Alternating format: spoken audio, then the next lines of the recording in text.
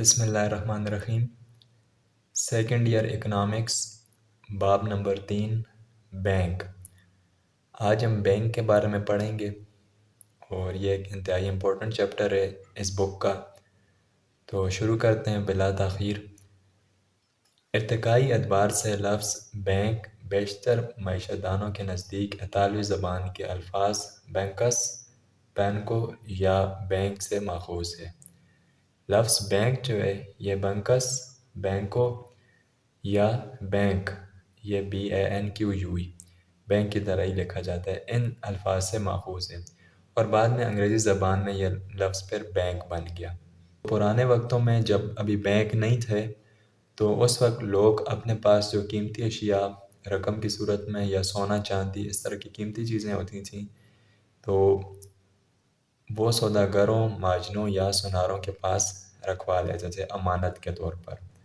سوداگروں، مہاجنوں اور سوناروں کو اس وقت معزز اور اعتبار کے قابل پیشہ طبقہ سمجھا جاتا تھا، تو لوگ ان کے پاس اپنی بچی ہوئی چیزیں، اضافی چیزیں رکھوا دیتے تھے۔ یہ چیزیں لوگ ان کے پاس ایسے ہی رکھواتے تھے، یعنی سوداگر، تاجر، مہاجن اور دوسرے سونار وغیرہ وہ امانت رکھوائی ہوئی چیز کا معاوضہ نہیں لیتے تھے کہ یہ اگر ہمارے پاس پڑی رہے گی تو اتنے عرصے بعد اگر آپ نے یہ واپس لینی ہے تو ہمیں اس کا کچھ معاوضہ دینا ہے۔ بلا معاوضہ وہ اپنے پاس یہ چیزیں رکھتے تھے۔ لیکن ایسے میں جب لوگ زیادہ عرصے تک چیزیں جمع کروا دیتے تھے تو سوداگروں اور تاجروں وغیرہ نے انہوں نے سوچا کہ ہمارے پاس یہ چیزیں امانت پڑی رہتی ہیں، اگر 1 سال تک پڑی رہتی ہیں تو ہم اس رقم سے، اس سونے چاندی سے کوئی فائدہ تو نہیں اٹھا رہے، ایسا ہی یہ فضول پڑا رہتا ہے، تو کیوں نہ ان چیزوں کو آگے استعمال میں لایا جائے۔ ویسے بھی یہ چیز ان کے پاس 1 سال تک تو پڑی ہے، سال سے پہلے پہلے یا ایک لمبے عرصے سے پہلے پہلے وہ جن کی یہ سامان ہے وہ ہم سے یہ طلب نہیں کریں گے، تو وہ انہوں نے کیا کیا کہ وہ سامان آگے قرضے پر دینا شروع کر دیا۔ آگے لوگوں کو جن کو ضرورت ہوتی ہے رقم کی تو ان کو یہ دینا شروع ہو گئے اور اس پر وہ فائدہ لینا شروع ہو گئے، یعنی ایک خاص رقم کے اوپر ایک عرصے کے بعد کچھ اضافی رقم، جسے ہم سود کہتے ہیں۔ تو جو رقم سوداگروں کے پاس ایسے ہی رکھوا دی جاتی تھی اور پھر واپس لے لی جاتی تھی، اس میں سوداگروں کو کچھ معاوضہ بھی نہیں ملتا تھا، تو اب انہوں نے اس کا ایک کاروبار شروع کر دیا کہ امانت رکھوائی ہوئی رقم پر وہ اب معاوضہ بھی لینے لگے سود کی صورت میں، آگے لوگوں کو قرضے دے کر۔ سوداگروں کے پاس جو رقم امانت کے طور پر رکھوائی جاتی تھی اس میں سے ایک خاص حصہ وہ اپنے پاس رکھ لیتے تھے۔ اگر بہت سارے 10-12 بندوں نے ایک ہی شخص کے پاس رقم رکھوائی ہے، جیسے 6-7 لاکھ 8 لاکھ رقم ہے، تو اس میں سے وہ اتنی رقم اپنے پاس رکھ لیتے تھے کہ اگر کسی کو اچانک ضرورت پڑ جائے اور وہ امانت اپنی واپس لے تو وہ اسے دے سکیں، تاکہ ایک اعتبار کا جو رشتہ ہے، تعلق ہے، وہ قائم رہے کہ لوگوں کا بھروسہ نہ اٹھ جائے کہ یہ اس سوداگر کے پاس تو بھی رقم ہے ہی نہیں، یہ واپس وقت پر نہیں کر رہا، تو وہ اپنے پاس ایک خاص ایسی اتنی تعداد میں رقم رکھتے تھے۔ تو یہ لین دین کا نظام باقاعدہ طور پر بینک کی شکل اختیار کرنا شروع ہو گیا۔ آج کے دور میں جو کام بینک کر رہا ہے وہ اس وقت سوداگر، تاجر، سونار وغیرہ کرتے تھے۔ تو تاریخی لحاظ سے بینک اس طرح وجود میں آئے۔ اب ہم باقاعدہ طور پر بینک کے بارے میں پڑھتے ہیں، بینک کی تعریف پڑھتے ہیں۔ تو 3.1 ہے بینک کا مفہوم، میننگ آف بینک۔ بینک ایک ایسا مالیاتی ادارہ ہے جو لوگوں کی بچائی ہوئی رقوم کو زر محفوظ کی حیثیت سے اپنے پاس رکھتا ہے اور ضرورت مندوں کو ان کی ضرورت کے وقت قرض فراہم کرتا ہے۔ بالفاظ دیگر بینک زر کا کاروبار کرتا ہے، بینک پیسے کا کاروبار کرتا ہے۔ یہ جن لوگوں کے پاس رقم اضافی ہوتی ہے اس کو امانت کے طور پر اپنے پاس رکھ لیتا ہے اور وہ رقم جن کو ضرورت ہوتی ہے ان میں تقسیم کر دیتا ہے، ان کو قرضے دے دیتا ہے۔ تو بینک کیا کر رہا ہے؟ پیسے کا کاروبار کر رہا ہے، زر کا کاروبار کر رہا ہے، ایک جگہ سے لے کر دوسری جگہ دے رہا ہے اور اس کے اوپر منافع کما رہا ہے۔ یہ لوگوں سے ان کی فالتو رقوم قرض پر لیتا ہے اور کاروبار میں سرمایہ لگانے کے خواہشمند لوگوں کو قرض دیتا ہے۔ پروفیسر جی کراؤتھر نے بینک کی تعریف درج ذیل الفاظ میں کی ہے۔ بینک قرضوں کا کاروبار کرتا ہے، عوام سے امانتیں وصول کرتا ہے اور ضرورت مند لوگوں کو قرضہ فراہم کرتا ہے۔ چونکہ بینک کی جاری کردہ رسیدیں عوام بغیر کسی عذر قبول کر لیتے ہیں اور انہیں بطور زر استعمال کرتے ہیں۔ اس طرح بینک زر کی تخلیق کرتے ہیں۔ بینک جب لوگوں سے قرضے لیتے ہیں یا لوگوں سے امانتیں لیتے ہیں تو ان کو رسیدیں دے دیتے ہیں یا ان کو ایک اکاؤنٹ بنا دیتے ہیں، ساتھ ہی ایک چیک بک بھی دے دیتے ہیں کہ وہ جب چاہیں اپنا قرضہ لے سکتے ہیں۔ تو وہ جو چیک بک ہوتا ہے اس کے اوپر جو چیک اس میں ہوتے ہیں وہ اب پیسے کی دوسری صورت ہوتی ہے۔ لوگ اس چیک کو بھی قبول کرتے ہیں کہ یہ بھی رقم ہی ہے، اگرچہ وہ رقم خود نہیں ہوتی لیکن رقم کوئی ظاہر کر رہی ہوتی ہے۔ تو اس سے کیا ہوتا ہے کہ بینک زر کی تخلیق کر رہا ہے، یعنی بینک ایک ایسی رسید دے رہا ہے جو بالکل وہی کام کر رہی ہے جو زر کرتا ہے۔ تو اس لیے ہم کہتے ہیں کہ بینک زر کی تخلیق کرتا ہے۔ اس طرح موجودہ دور کے بینک سوداگروں کی طرح مستقبل میں ادائیگیوں کے لیے تحریری اجازت ناموں کی طرح ڈرافٹ، مہاجنوں کی طرح قرضے فراہم کرتے ہیں اور سناروں کی طرح رسیدیں جاری کر کے زر اعتبار کی تخلیق کرتے ہیں۔ یعنی پہلے جس طرح سوداگر، مہاجن اور سونار رسیدیں دیتے تھے اور ان کے تحریری اجازت نامے ہوا کرتے تھے، اب بینک کیا دیتا ہے؟ ڈرافٹ دیتا ہے، بینک چیک دے دیتا ہے یا اکاؤنٹ بنا دیتا ہے بینک کے اندر اس فرد کے نام پر جو بینک کو قرضہ دیتا ہے۔ تو یہ تھی پروفیسر جی کراؤتھر کے مطابق بینک کی تعریف۔ اب ہم پڑھتے ہیں کہ پروفیسر سٹینلے نے بینک کی تعریف کیسے کی ہے۔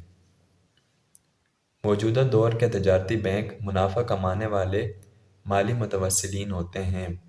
وہ ایک طرف امانتوں کے ذریعے عوام سے رقوم وصول کرتے ہیں اور دوسری طرف یہی امانتیں قرضہ دینے کے لیے استعمال کرتے ہیں۔ یعنی بینک کیا کرتا ہے؟ ایک طرف وہ لوگوں سے امانتیں وصول کرتا ہے، دوسری طرف وہی امانتیں قرضوں کے طور پر لوگوں کو دے دیتے ہیں۔ یعنی پیسے کی سپلائی کرتا ہے، ایک جگہ سے پیسہ رقم لے کر دوسری طرف فراہم کرتا ہے۔ اس طرح دور جدید کے تجارتی بینک درج ذیل کام سر انجام دیتے ہیں۔ بینک کیا کیا کام کر رہے ہوتے ہیں؟ پہلے، بینک لوگوں کی بچائی ہوئی رقوم بحفاظت اپنے پاس امانت کے طور پر رکھتے ہیں۔ لوگوں کے پاس جو اضافی رقوم ہوتی ہیں اس کو امانت کے طور پر بینک اپنے پاس محفوظ رکھتا ہے۔ دوسرا، بینک قرضے جاری کرنے کا کاروبار کرتے ہیں۔ وہی رقوم آگے بینک ضرورت مند لوگوں کو دیتے ہیں قرضے کے طور پر۔ تیسرا، بینک رقوم قرضوں میں جاری کر کے منافع کماتے ہیں۔ بینک جو آگے رقم قرضوں میں دے دیتے ہیں اس کے اوپر سود وصول کرتے ہیں، سالانہ سود یا ایک خاص عرصے کے بعد اس کے اوپر کچھ پرسنٹیج سود کی وہ انٹرسٹ جیسے انگلش میں کہتے ہیں سود وصول کرتے ہیں۔ چوتھا ہے بینک زر اعتبار کی تخلیق کرتے ہیں۔ اب بینک کے پاس جو رقم موجود ہوتی ہے اس کو وہ چیک لوگوں کو دیتے ہیں اور وہ چیک اب لوگوں میں گھوم رہا ہوتا ہے، جس کے پاس بھی وہ چیک ہوتا ہے رقم اس کے پاس ہے یعنی۔ تو بینک کیا کر رہا ہے؟ زر اعتبار تخلیق کر رہا ہے کہ اگرچہ لوگوں کے پاس چیک ہوتا ہے، رقم پاس موجود نہیں ہوتی اسی وقت، لیکن چیک ایک اعتبار ہوتا ہے کہ اسی فرد کے پاس، اسی کے پاس رقم موجود ہے، جس بینک میں وہ رقم پڑی ہے وہاں سے یہی نکال سکتا ہے۔ تو بینک زر اعتبار بناتا ہے۔ تو یہ تھے کچھ کام جو بینک کرتے ہیں۔ اگلا ٹاپک ہے 3.2 بینکوں کی اقسام۔ پیپر کے نقطہ نظر سے یہ اہم ٹاپک ہے، بینکوں کی اقسام۔ بینکوں کی اہم اقسام درج ذیل ہیں۔ سب سے پہلی قسم ہے مرکزی بینک، سینٹرل بینک۔ ہر ملک کا ایک مرکزی بینک ہوتا ہے جسے اسٹیٹ بینک یا سینٹرل بینک کہتے ہیں۔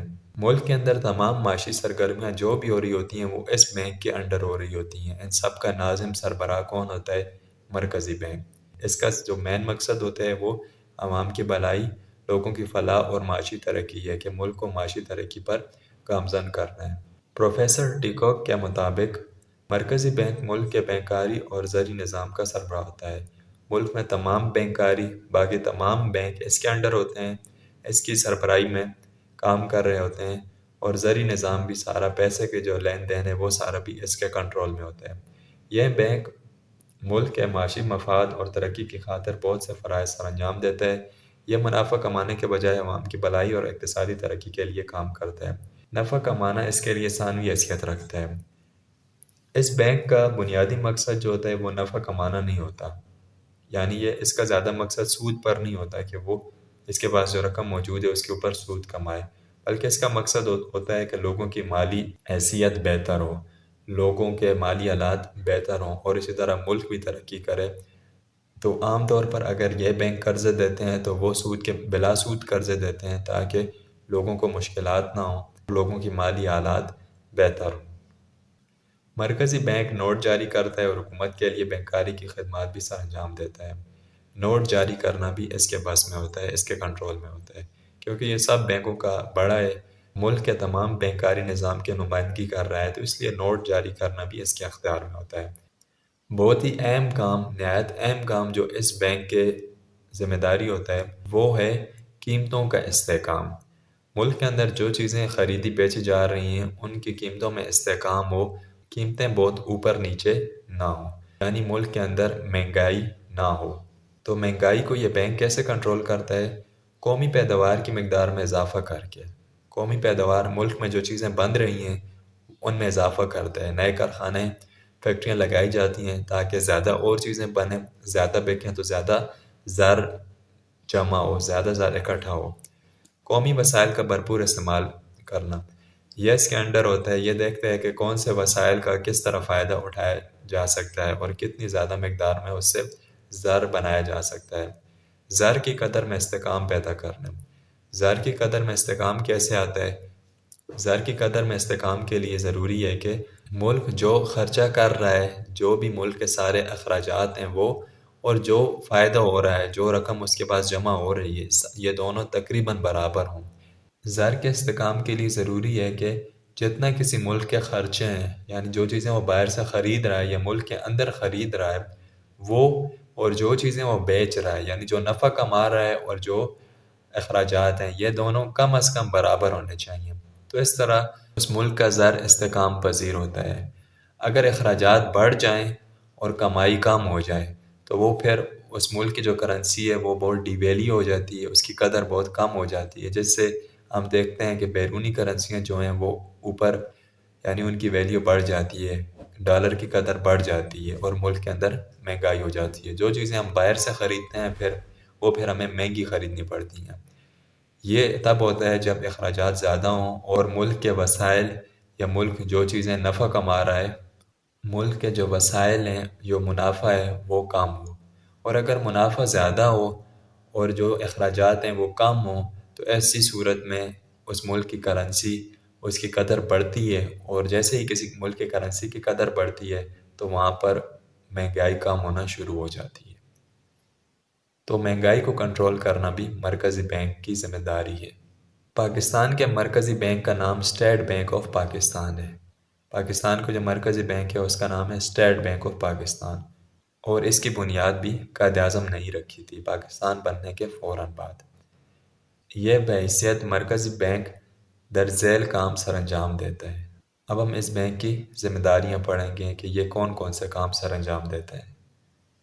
پہلا کام ہے ملک کے سارے بینکاری نظام کو کنٹرول کرنا۔ جیسا کہ پہلے بھی میں بتا چکا ہوں کہ مرکزی بینک کے اندر تمام بینکاری نظام، باقی سارے بینک اس بینک کے کنٹرول میں ہوتے ہیں۔ دوسرا، یہ بینک ملک میں نوٹ چھاپنے کی اجارہ داری رکھتا ہے۔ اس بینک کے پاس اختیار ہوتا ہے کہ کتنے زیادہ نوٹ چھاپنے ہیں، نوٹ چھاپنے کی تعداد بڑھانی ہے یا کم کرنی ہے، تو یہ بھی اس بینک کے اختیار ہے۔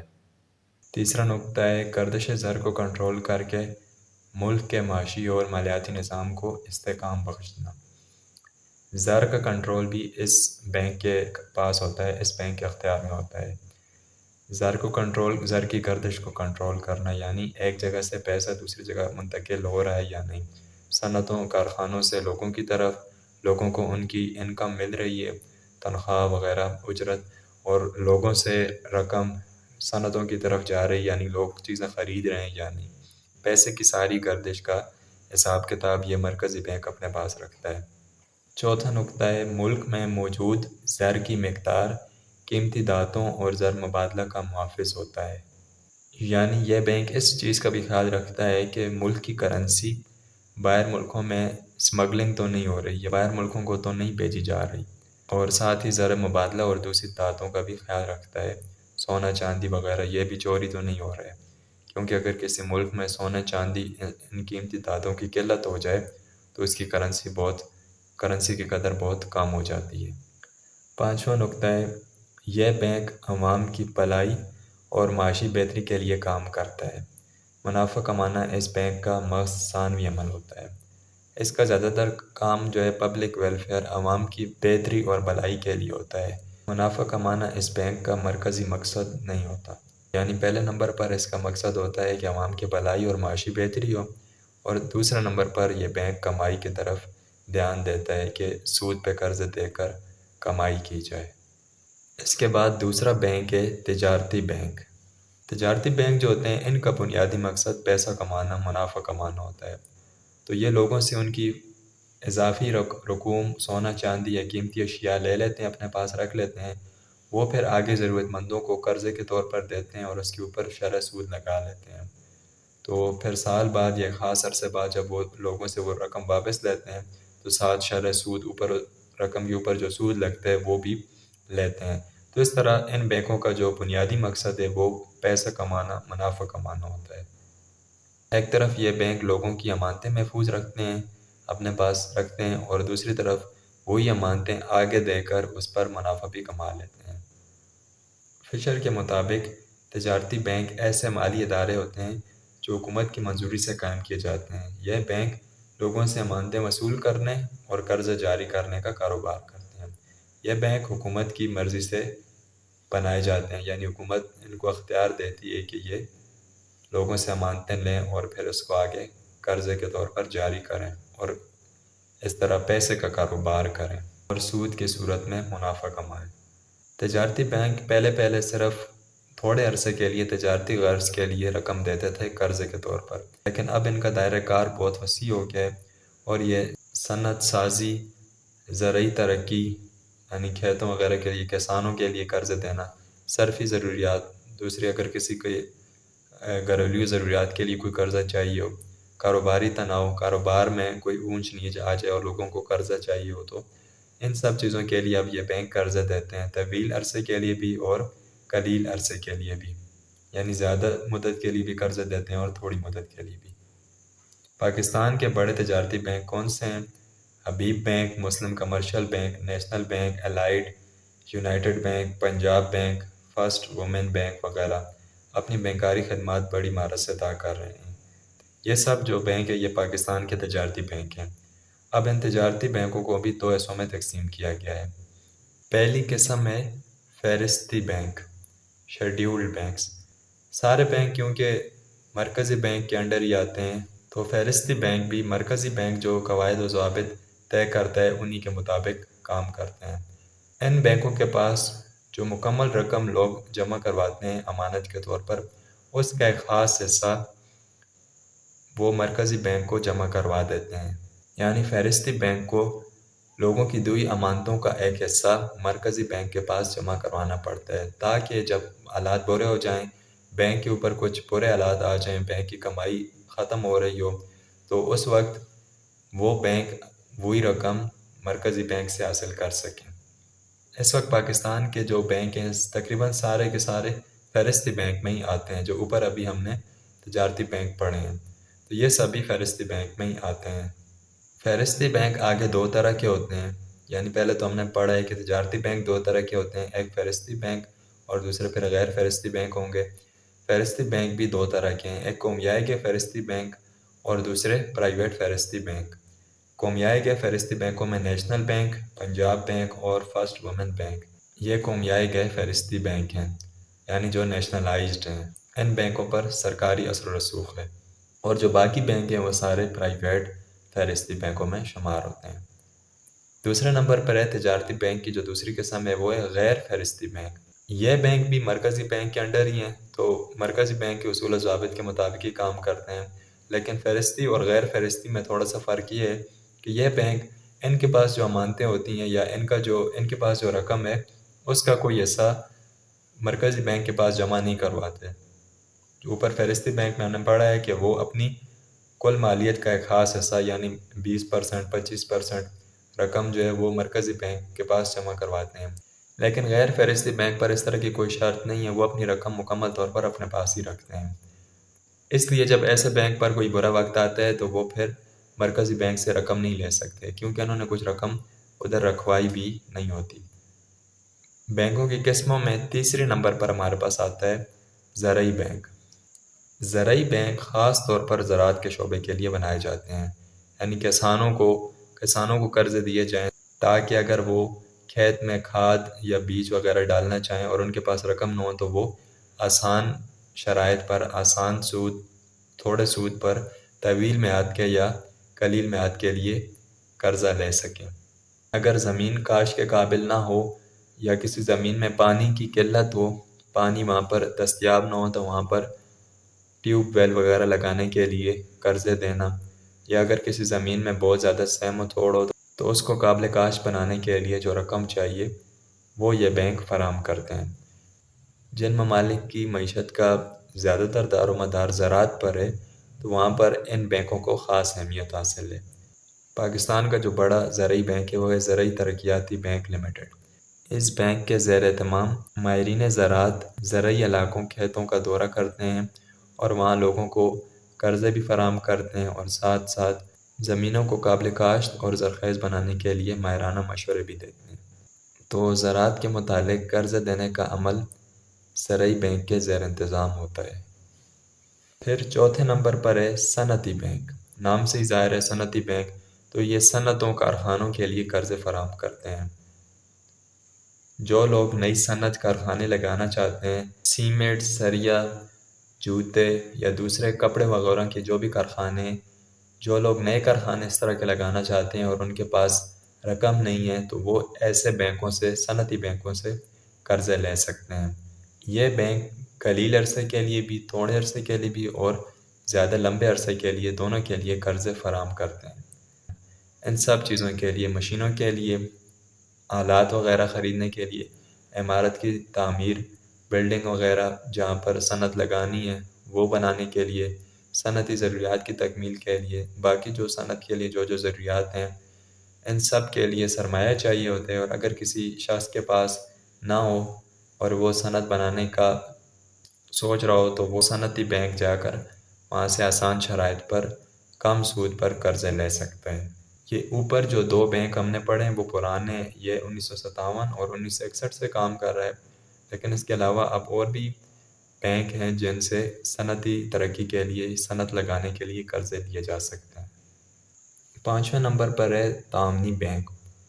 जिस तरह के मुख्तलिफ़ इलाक़ों में एक ख़ास तबके के लोगों की आपस में यूनियन होती है, जैसा कि वकला यूनियन या किसी इलाके के टीचर्स असातिज़ा की यूनियन, तो इस तरह किसानों की भी यूनियन होती है। इन यूनियन को ये तामनी बैंक कर्ज़े फराहम करते हैं और वो फिर आगे किसानों को वो कर्ज़े देते हैं जिससे वो मशीनरी आलात, ट्रैक्टर, थ्रेशर और दूसरी ज़राअत के शोबे के लिए जो ज़रूरियात होती हैं उनके लिए कर्ज़े फराहम करते हैं। पाकिस्तान में तमाम तहसीलों में हर तहसील में एक एक तामनी बैंक होता है और तामनी बैंकों को कर्ज़े सूबाई तामनी बैंक देते हैं और सूबाई तामनी बैंक अपने कर्ज़े वफाकी तामनी बैंक से लेते हैं और इस तरह फिर इन सब की सरपरस्ती स्टेट बैंक ऑफ पाकिस्तान या हुकूमत पाकिस्तान करती है। तावनी बैंक और ज़रूरी बैंकों में फ़र्क ये है कि तावनी बैंक यूनियन को कर्ज़ा देते हैं।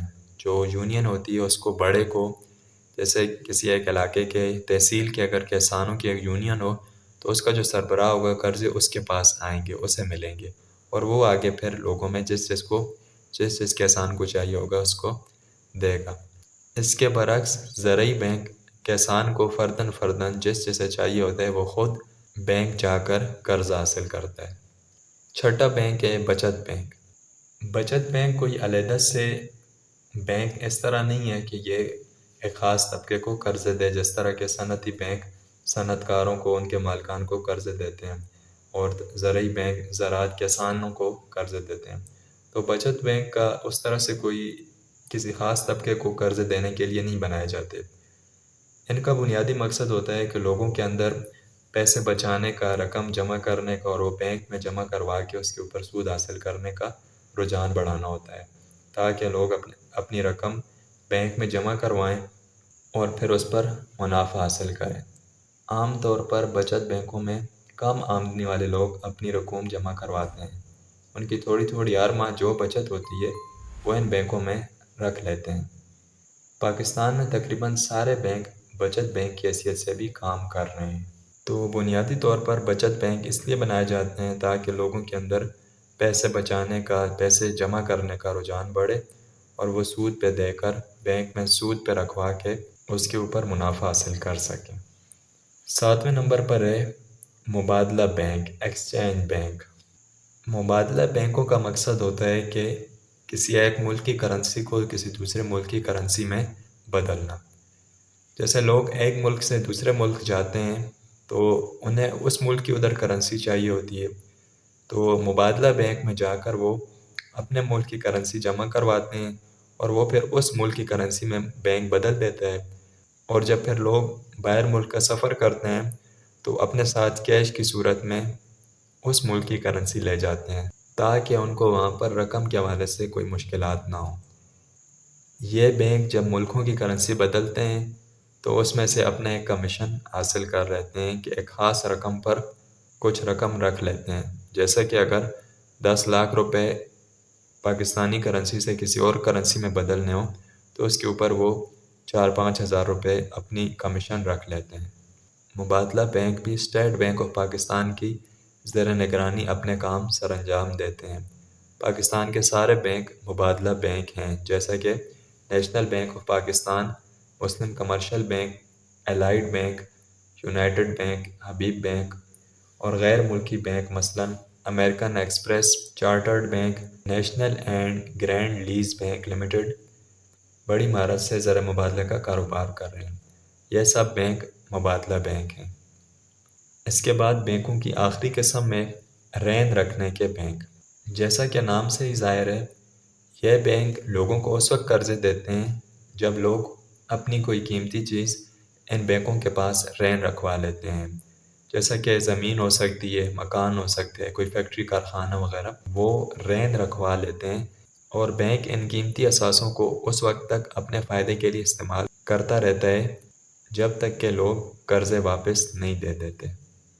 تو رین رکھنے کے بینک اس طرح کام کرتے ہیں۔ یہ تھیں بینک کی 8 اقسام۔ ایک امپورٹنٹ ٹاپک ہے یہ پیپر کے پوائنٹ آف ویو سے۔ امید ہے آپ کو یہ ٹاپک سمجھ آیا ہوگا، اور اگر اس سے متعلق آپ کا کوئی سوال ہو تو وہ آپ کمنٹ سیکشن میں پوچھ سکتے ہیں۔